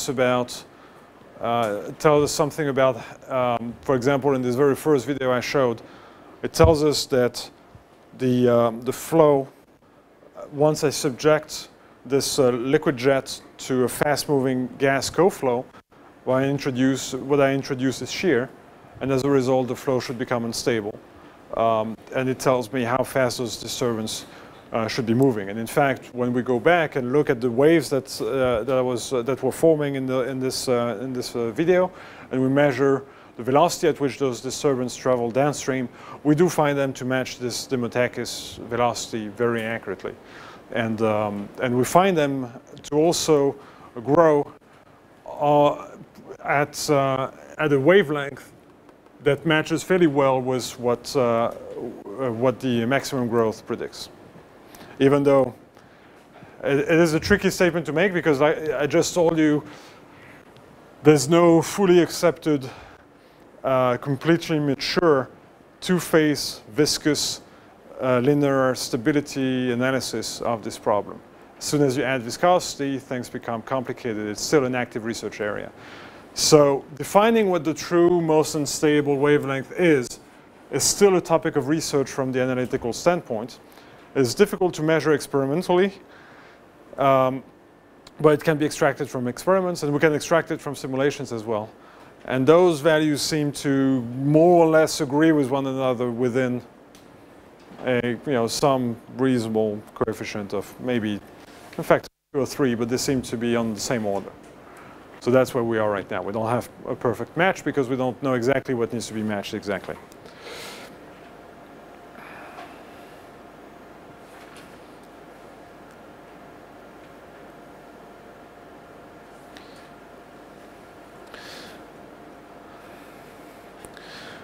Okay, we're going to do the very short version of this last instability, the Rayleigh plateau instability. So we're not going to go through the entire setup of the problem again, and the process is very similar, and most of it is directly written in the document that I gave you. So we're not going to spend much time on that. We'll just say that again, we'll use an inviscid flow assumption. This configuration is different in that it is your classical round liquid jet type of configuration. So we're not looking at a planar interface separating two phases. Now we're going to be looking at a tube of liquid moving in quiescent gas. Okay? So just imagine you're opening up your faucet, you're looking at the resulting tube of liquid, jet of liquid moving down. So stability of this we're going to look at. Let me sketch that quickly, and then we'll just jump to the results directly.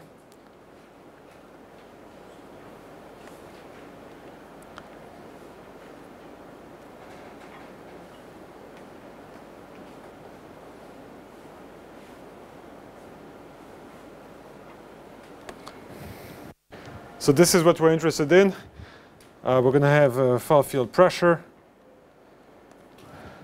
We have a radius A here, and there's going to be the action of surface tension.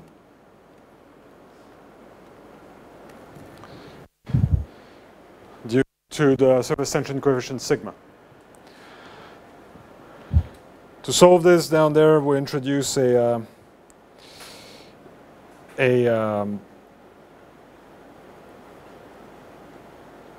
cylindrical coordinate system based on theta, r, and z. And for the base flow, because we're taking, again, an inviscid approach, discontinuous solution is, again, completely fine. So we'll take just this jet moving up or down, moving at a constant specified velocity in a quiescent flow. Equivalently, we can look at the stability of a non-moving jet, so a tube of zero velocity liquid surrounded by either gas rising or moving downstream or moving up or moving down at minus the liquid velocity, right? This is equivalent. So gas at rest, the tube moving up or down, and then liquid in the middle, gas outside.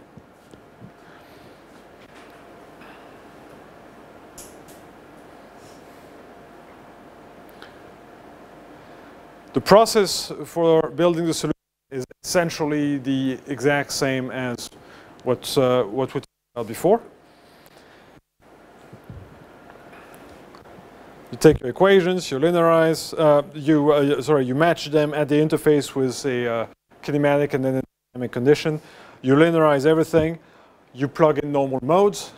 That allows you to simplify your solution in a very significant way. And then you assume an exponential dependence of the amplitude as a function of time. You plug all this in, you get back a dispersion relation. The dispersion relation here looks like this.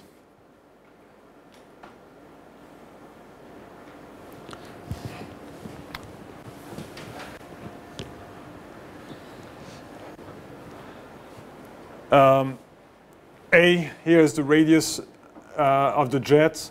Rho L is the density of the liquid. Sigma is the surface tension coefficient. K is the wavelength of the disturbance. M is like before. This is going to be the combination of the disturbance in the two other directions. Let me see what else do we have. There's this gamma here. I'll make sure I remember what this is.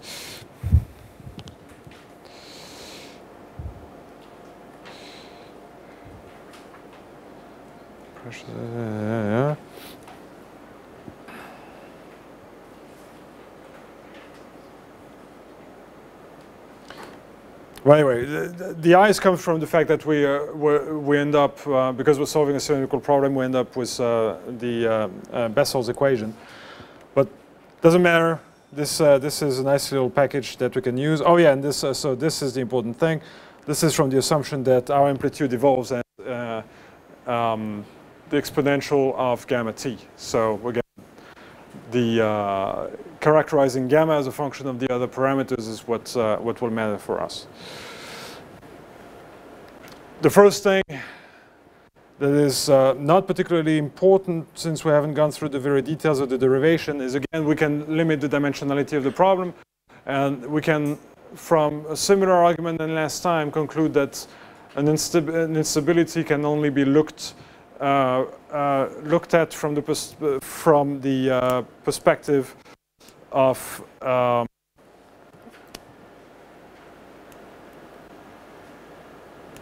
m equal to, well, in this case, an m is equal to 0. So it's only, we only need to perturb in the jet, along the jet axis, for this thing to respond in an unstable way. So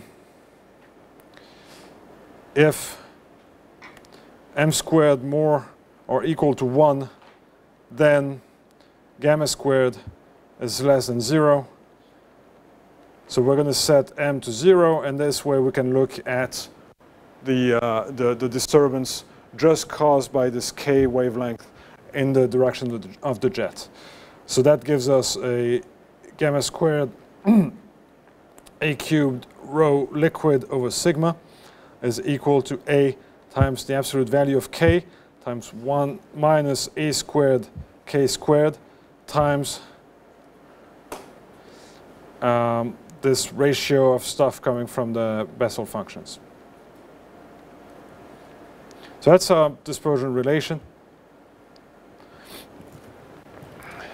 Now we can plot it and ask ourselves how does this respond? And so we'll plot it from the perspective of a normalized growth rate. So by taking this gamma and normalizing it by the square root of a cubed rho liquid over sigma. So that's going to be our growth rate. of the instability, of the disturbance, I should say. As a function of the normalized wave number.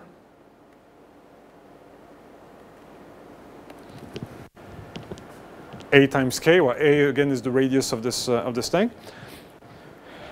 And this is the resulting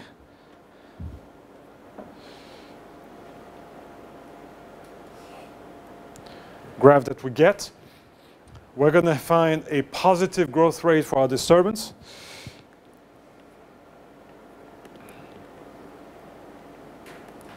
For values of A times k below 1. So between 0 and 1. So disturbances characterized by A times the wave number, meaning A times 2 pi over the wavelength below 1, we'll find that the response will be unstable. Anything above that will be stable.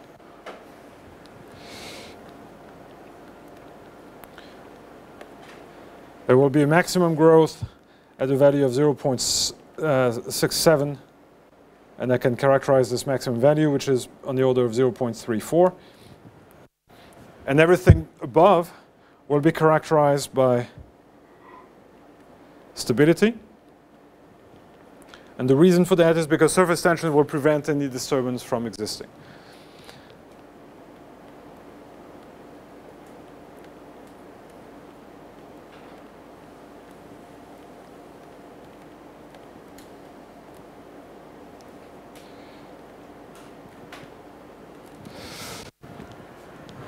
But below a wave number times A equal to 1, we see that we have instabilities developing. So what does it correspond to? So if I take the most unstable case disturbance, it is 0.67 times AK. AK times is equal to 0.67. What does that mean? So AK equal to 0.67. That implies, k is the wavelength, so it's a 2 pi over lambda, the wavelength, of approximately 9 times A.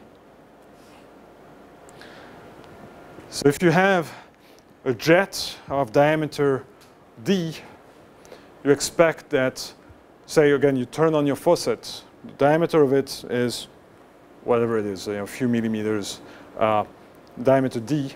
You expect that this thing will become unstable on a wavelength that is approximately 4.5 times the diameter. Okay? On that length scale, this jet will become unstable and start forming droplets. So you expect to form droplets that will end up being significantly larger, approximately 5 times larger than the original diameter of the jet.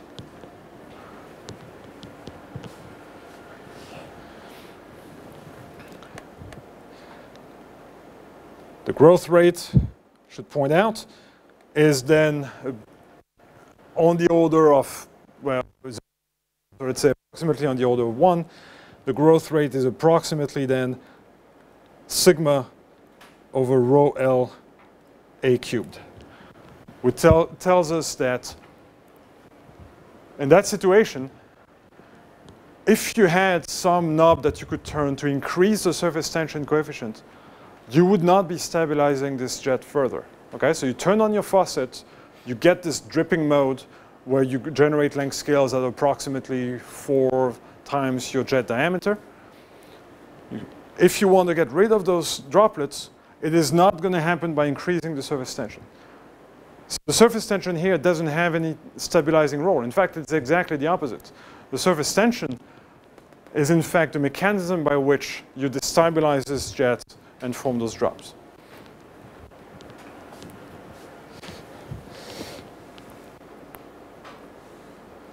So I'll make the note that surface tension is destabilizing. And then I'll do just I'll make one last comment if you allow me on this. Sorry for going over time.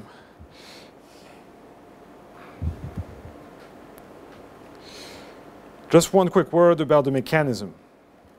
What is going on with this Rayleigh plateau instability? So we had this initial jet that looked like this. We can place ourselves in the frame of reference attached to the jet. So this jet is not moving. And now we're saying that it will become perturbed on a scale that's larger than itself.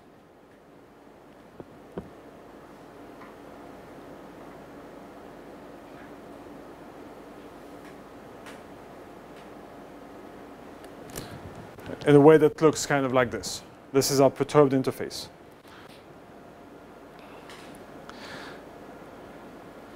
So think for a second here about what is the condition of that perturbed interface, of the fluid within those two different regions here. So if I'm perturbing this jet, I have regions that are where my local radius or diameter is significantly larger, and the region where my local radius or diameter is significantly thinner. So now, this is a cylinder, right? Think about what is the consequence on the pressure. Well, initially, the pressure inside this entire column was the same, was constant, and it was connected to the pressure outside via simply the rule of surface tension. So sigma times kappa, therefore, sigma over sigma over r, sigma over a, the radius of this jet, right? So the pressure inside is higher because of surface tension. How much higher? Well, it depends on the radius of this jet. Now, this radius here locally is much larger. Therefore, my curvature here is decreased.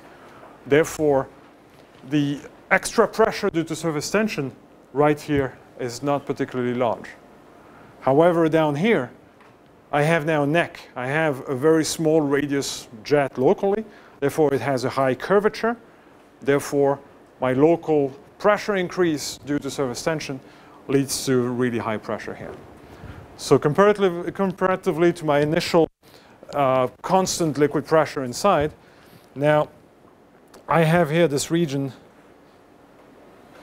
where P has decreased, that I should contrast to this region here where P has increased simply through the action of surface tension. Well, now you can guess what's going to happen in a situation like this where I have a high pressure fluid, a high pressure liquid, and a low pressure liquid. I expect my fluid to respond to that pressure gradient and flow accordingly. And consequently, my fluid will be flowing from the thin neck region to the already bulging region. Okay, so that's the mechanistic explanation for what's going on here.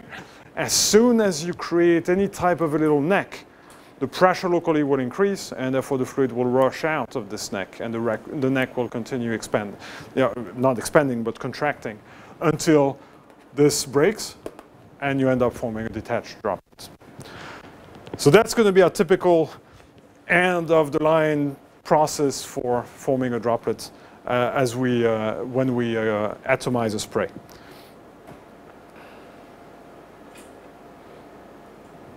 All right.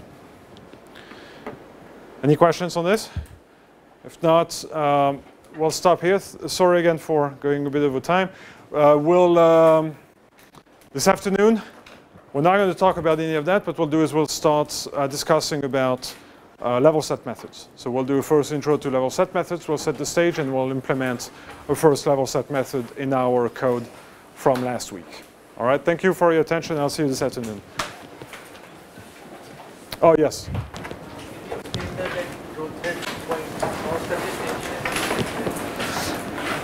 The growth rate here, so look, what I sketched here is gamma times this normalization, okay? I'm saying that at the time, at the maximum growth rate, this is, say, on the order of 1. So essentially, the growth rate is on the order of the inverse of this. Therefore, a proper scaling for the growth rate is this, the square root of sigma over the density times the cube of the radius. That means that if I increase my surface tension coefficient, actually increase the growth rate of my instability. And that's what I meant. So you can't think of surface tension as a stabilizing process. And in fact, from a mechanistic standpoint, the only reason why this happens is because surface tension is driving the distribution of pressure inside. So if you turn off surface tension, you stabilize this flow. Alternatively, if you increase surface tension, you make it less stable. In this rally plateau instability, the value in m square was not k square plus l square. No, it was, so this was the, where did I have this? So we have a response in time, we have our response in z, and m was our response in theta. So this is the orthoradial